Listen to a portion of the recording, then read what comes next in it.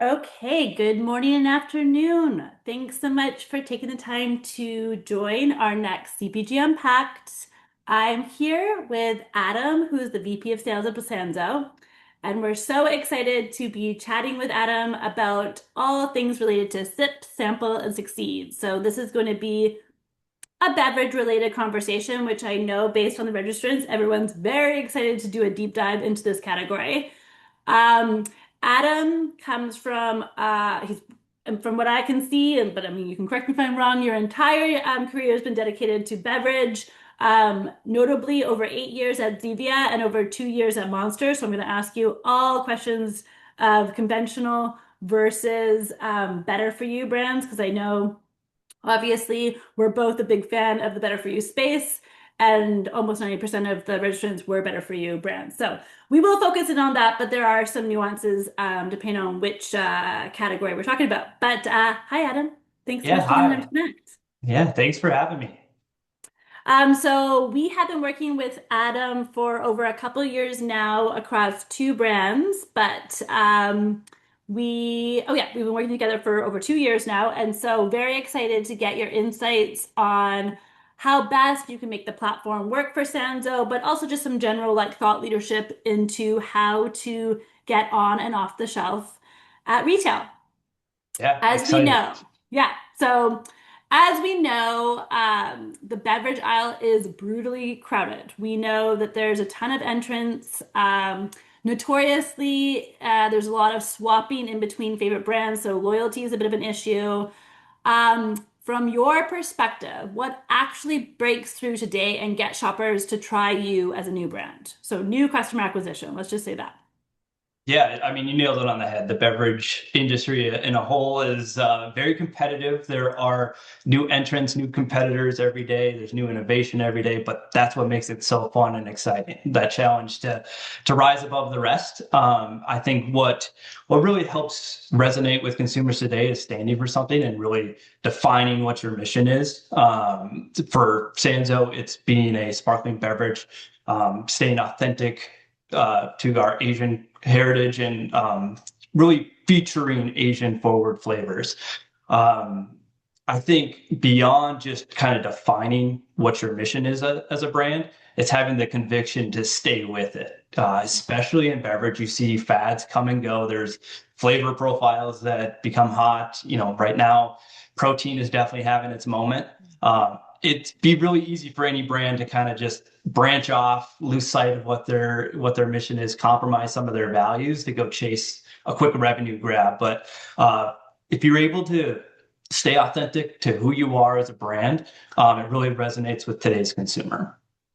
I love that. On that note, because I wonder, I'm assuming that like as a beverage company, innovation, like internally, is it less of a focus than it might be for other categories? Like I'm just assuming that there's less pressure to have like new SKUs unless it's a flavor extension, but maybe I'm wrong in that assumption. Yeah, I think we're certainly unique and because we stay to our mission of authentic Asian fruit flavors. You Mhm. know, there's certain flavors out there that maybe we wouldn't touch. So maybe we're a little bit more protected versus some other brands in our space. I certainly look at the energy category like innovation has become the name of the game. At Monster, that was kind of our growth path was every year, 3 to 4, sometimes even 5 new flavors, almost like a quarterly release. I think there are different categories in the beverage space that maybe aren't so aggressive on the innovation, and it's more about defining what the core base of your business is and finding the right extensions that help build the presence at the shelf. Yeah, that's super helpful. And I think one of the things that the spaces that Sanzo is in, which is so often the case, certainly often for social nature clients, where you've won at natural and you're kind of expanding into conventional, and there is inevitably a bit of a transitional period. And even the best brands feel some bumps along in that road. So curious to know what is your insights about generating trial as you're going from like that leap from natural to conventional. Yeah, I mean it's very common for brands, especially in the better for you space, to build in natural where you're a little bit more protected against Coke and Pepsi, right? Um, driving the trial and awareness comes in evolutions, I believe.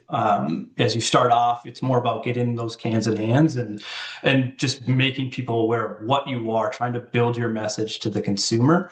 But as you evolve, especially into conventional and more mass, you really need those hardworking dollars to be really efficient. I think that's part of the struggle is early on, it's more about, you justify the spend of sampling because you're just building up that awareness.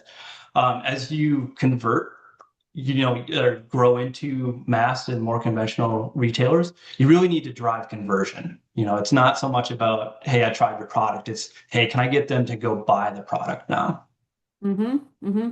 Yeah, it was interesting because some of my own learnings, just because I mean, I've been doing this for 11 years now, but of course I work with so many different categories. So it's client feedback that I learn the most from. And I remember working with Paul from Ora Bora before the acquisition. And I was so nervous to share with him that we saw a 30%, it was 37% repeat rate.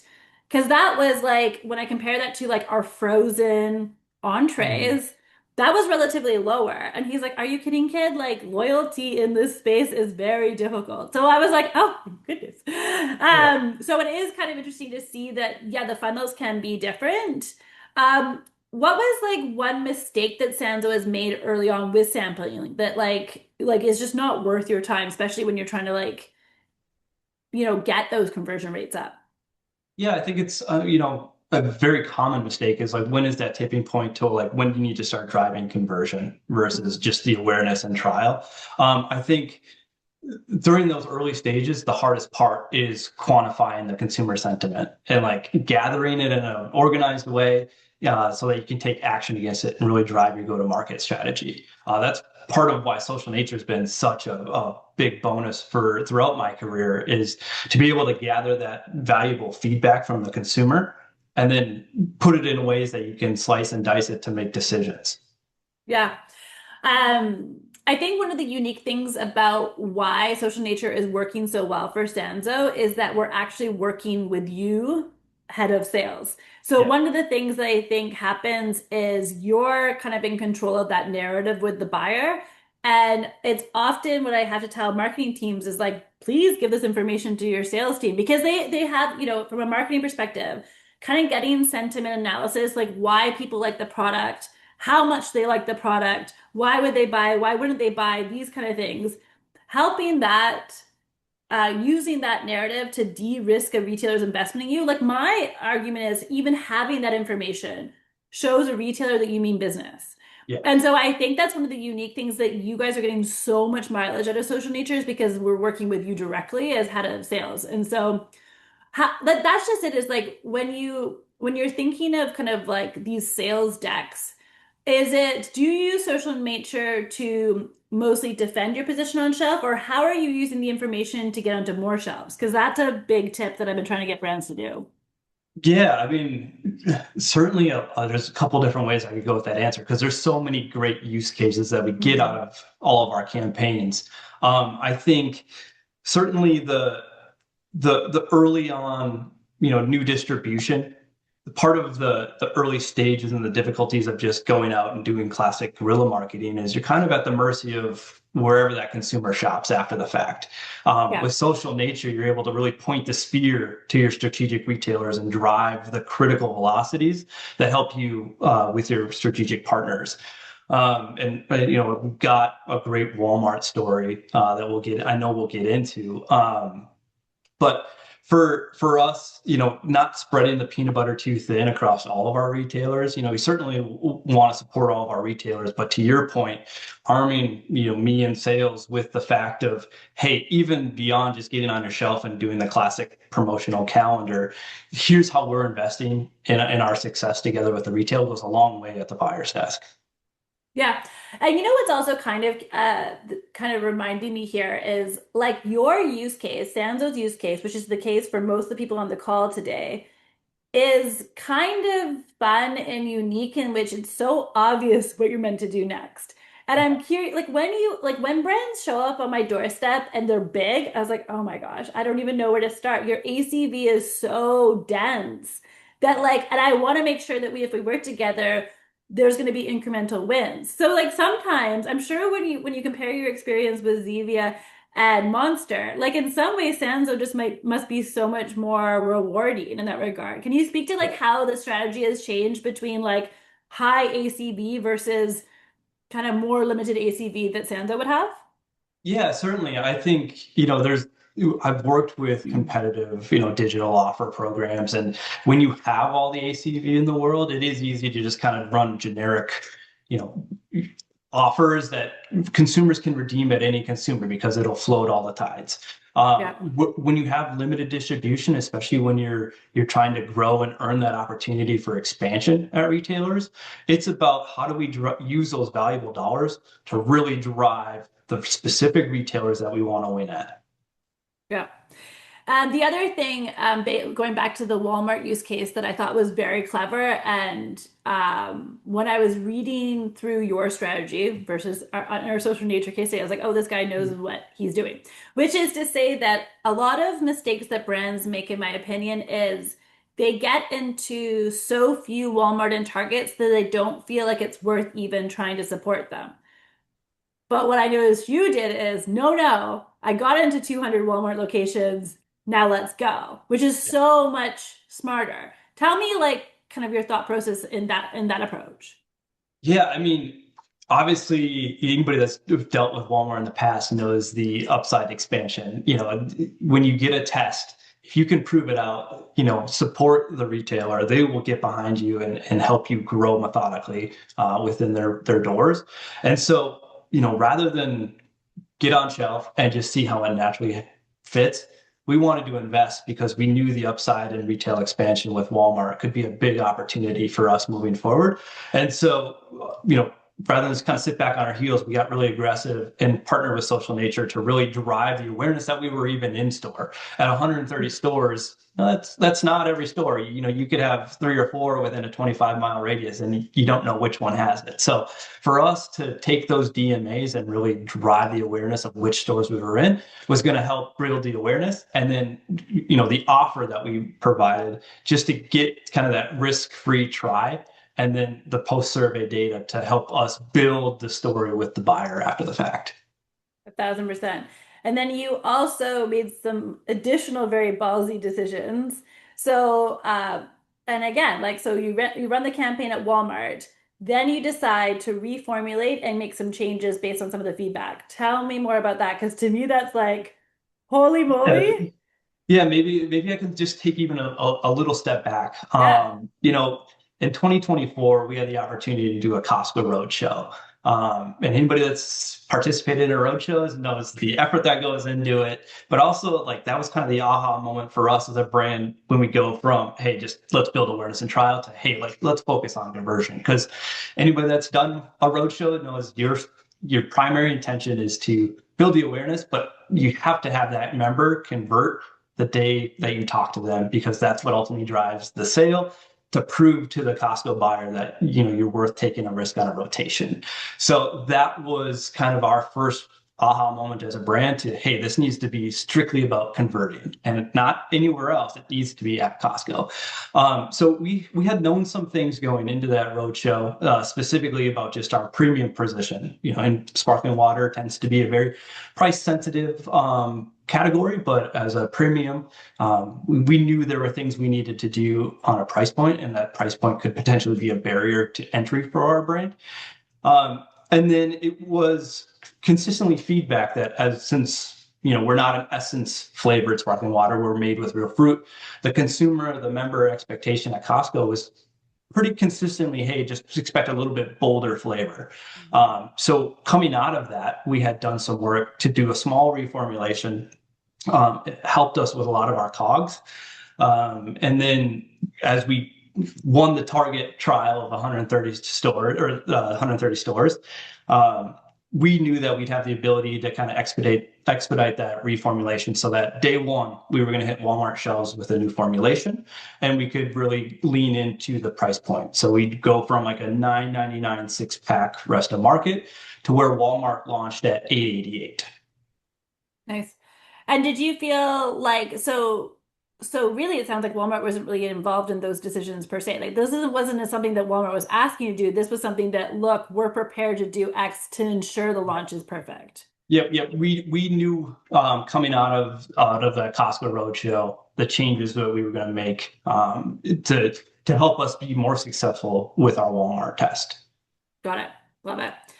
And so, and then talk to me about, okay, so you do the Walmart test and you're using the results as leverage to get into more Walmart shelves, which is genius. I mean, the amount of times I have to like pause and remind brands to do this is like endless. I think that we're all just so inundated with tasks that we forget how to be strategic.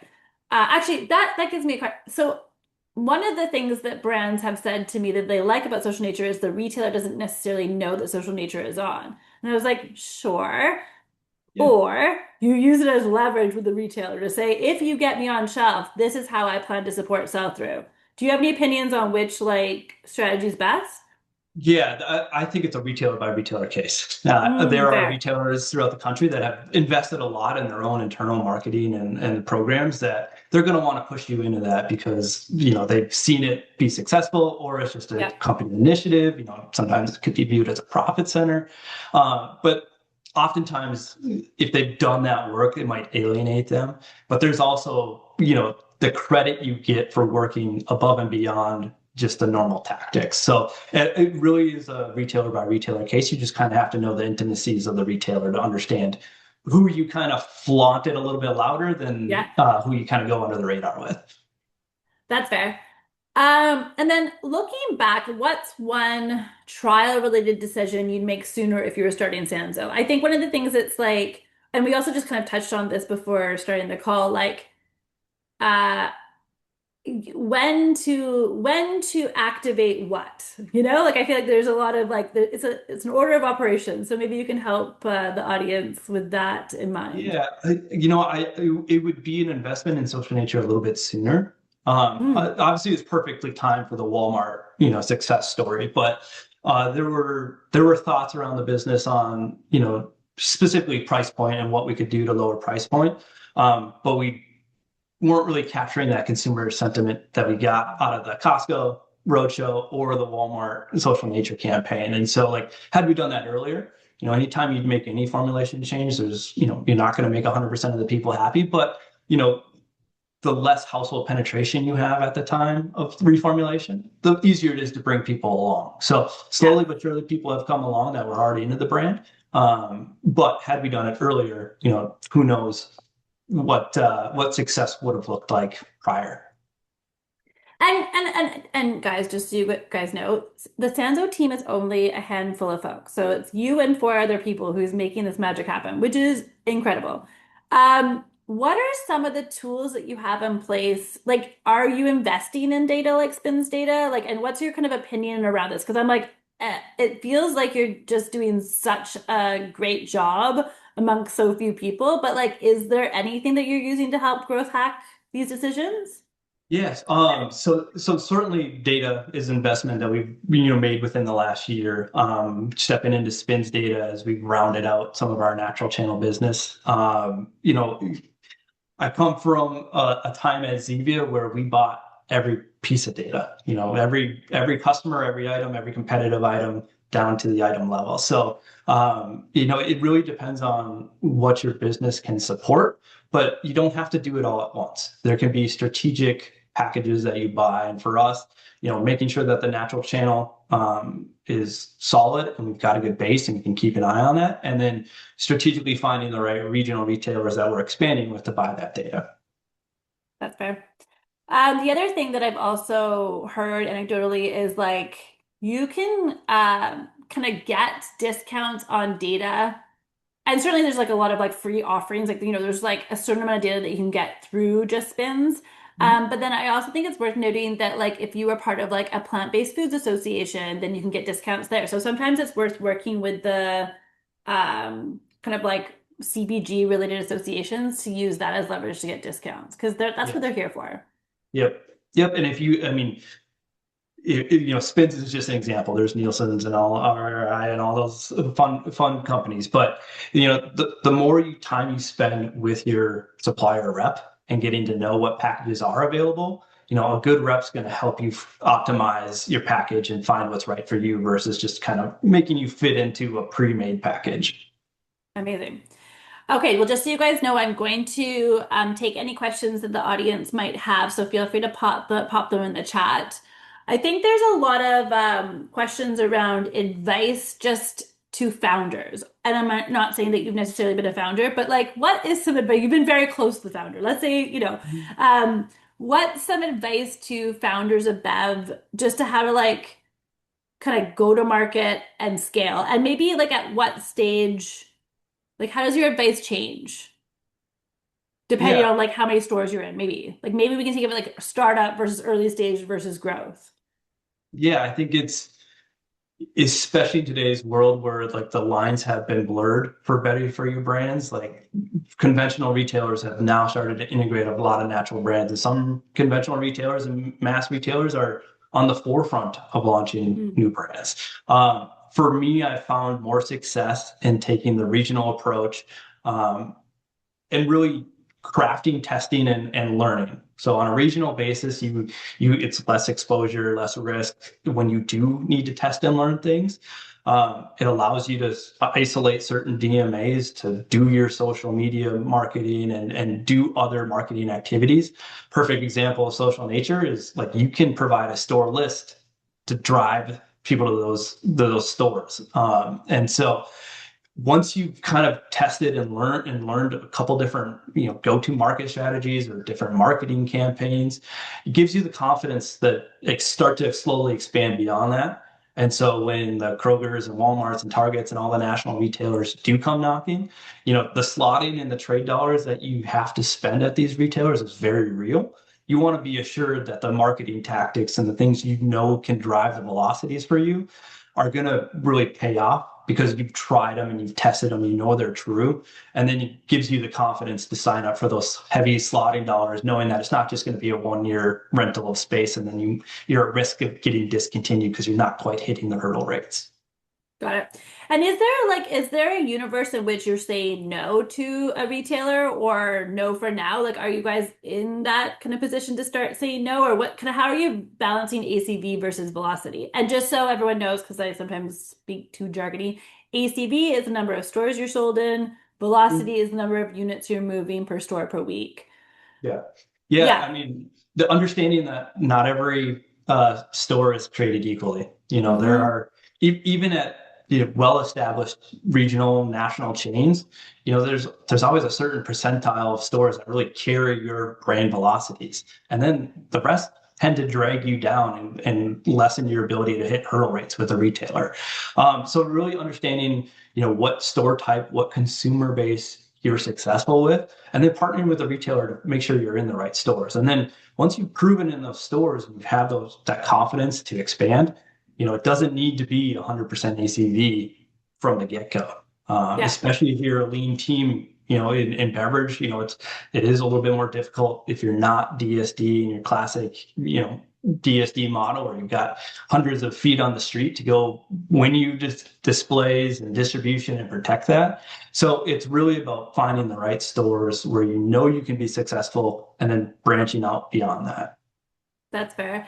And how do brokers fit into the Sanzo's retail growth strategy? Yeah, brokers are critical. We've got great partners that are retail experts.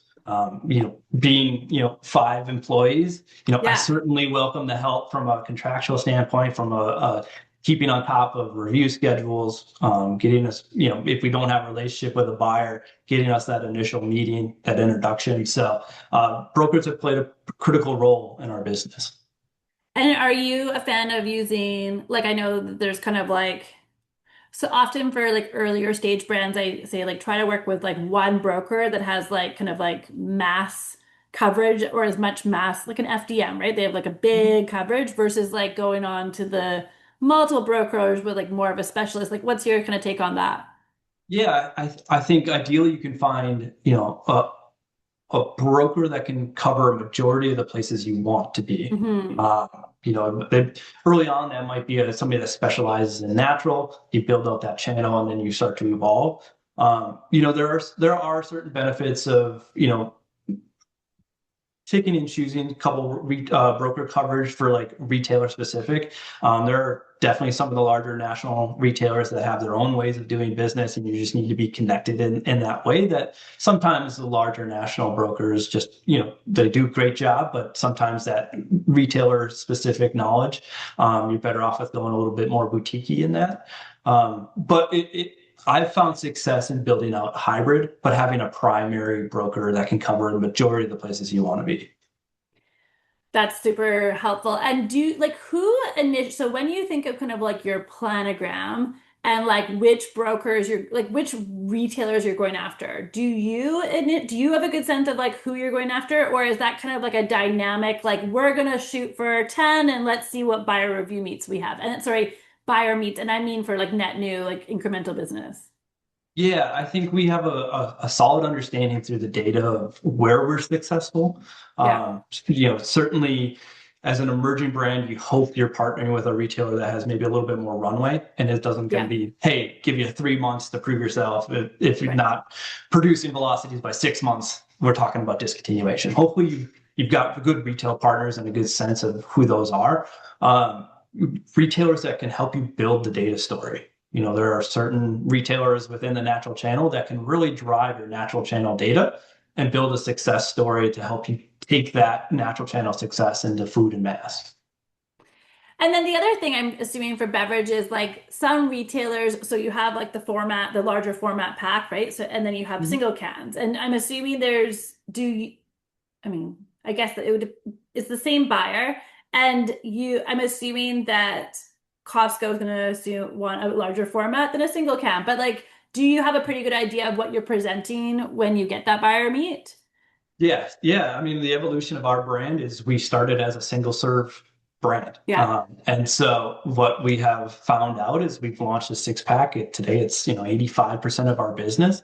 It's really how the Nice job. category is purchased. Sparkling water has the halo effect around the business. And so like the limit to your consumption as a consumer, you're able to have multiple cans per day. So nobody really likes to grab a warm single off the shelf multiple Right. times. They'd rather grab the convenient multi-pack. So traditionally, we've moved forward with a very clear channel strategy. If we're talking warm shelf, we're talking six packs. If it's a cooler, obviously we're talking our single format.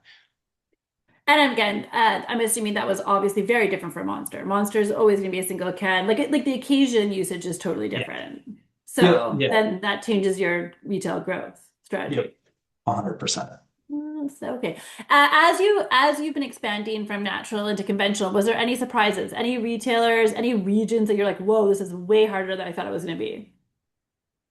Um, I don't know if they're necessarily surprises. Hmm. I think what's helped us is finding the efficiencies within whether it's operations or whatever our efficiencies are and really leaning into those. So if Hmm. we're set up to co-pack on the West, like how do we lean in on our West Coast retailers where there's maybe a little bit more flexibility within the P&L to support and test additional things, price points. How do you clearly define your pricing strategy and your price slope by channel? Sometimes you have to lean in and it might be painful to test and learn something, but if you never test and learn, you don't know how to take those next steps with some of your retail partners. I love that. I didn't like I haven't really thought of like test and learning with that kind of customer. Like it's like that's an interesting like way to go about it. That Yeah. way you're not so in too deep and realize. And I think that's where some of the spins data comes in too. If you're going to take on those investments and try to learn something about certain price points, you also need that kind of post analysis to say, was the lift I assumed, did we reach that? Was it worth the additional spend? Hmm. Or am I Hmm. better off, sticking to a lesser TPR price point because I can run more weeks throughout the year? So I think it's Hmm. that's where data does become important and finding the right package that helps you do that analysis after the fact. Amazing. And before we started the call, you mentioned that you guys weren't going to Expo this year. This year, had you ever gone to Expo, like being a small team? And what made you decide not this year, out of curiosity? Because I know it's a hot topic. I'm Yeah. going to Expo. Don't regret your decision now, but Yeah, I mean, Expo has definitely evolved. It's the madness is real. I think, the price continues to go up, but I think Mhm. for us being a lean and scrappy team, it's more so about the opportunity cost of taking everybody out of their day to day, bringing them to Anaheim, and then spending a full week out of our Totally. business and the disruption that it creates. So are you choosing to go to like the BevNet shows, or like what shows do you do instead of Expo this year? Just out of Yeah, curiosity I mean, I for. think we're hyper focused on revenue producing shows, so like the unifying KE shows where you get the opportunity to meet with multiple retailers versus having to take multiple airplane trips. Yeah, The opportunity that's to fair. get in front and then actually sell cases. That's really what we've leaned into. We are expanding into food service in a larger way in the upcoming years. So we've started to show up in some of those usage cases and start to establish our presence in food service with some of these shows. Well, I cannot tell you how impressed I am and a fan of Sanzo. I feel like you guys are by definition the challenger brand that everyone should be watching because it's very cool what you've achieved with, a relatively resource-strapped approach. But it just really goes to show you that, like, you want to know where the unicorns are. The unicorns are the ones who have to do it all because there's no one else to outsource it to. So I really appreciate your insight because it's so obvious that you guys have a killer approach that's working. And we're so proud to be a longtime partner of yours. And if there's anyone else out there who has any additional questions, Adam is saying hook up with me on LinkedIn. And there's some, topics that you want to talk about offline, feel free to do so. Of course, if there's anyone who wants to try out Social Nature, we are offering a CP or a 500 free activations for anyone who hasn't tried it. I promise you won't be disappointed. But thanks so much for everyone's time today. I really appreciate it. I know it is a very busy time of year, regardless of whether you're going to Expo or not. So appreciate you all. Thanks, Adam. Talk to you Yeah, soon. thanks for joining. Thanks for having me.